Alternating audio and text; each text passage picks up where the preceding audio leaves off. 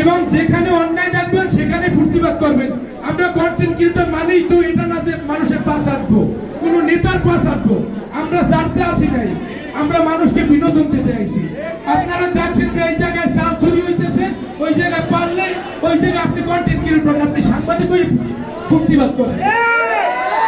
কারণ আপনি দেখবেন যে আপনার এলাকায় একটি অন্যায় হইতেছে, আপনি তখন কন্টেন্ট ক্রিয়েটর ভাববেন না, আপনি ভাববেন তখন সমাজসেবক।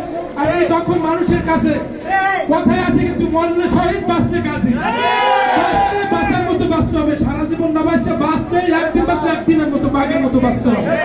এবং যেখানে অন্যায় সেখানে প্রতিবাদ করতে হবে।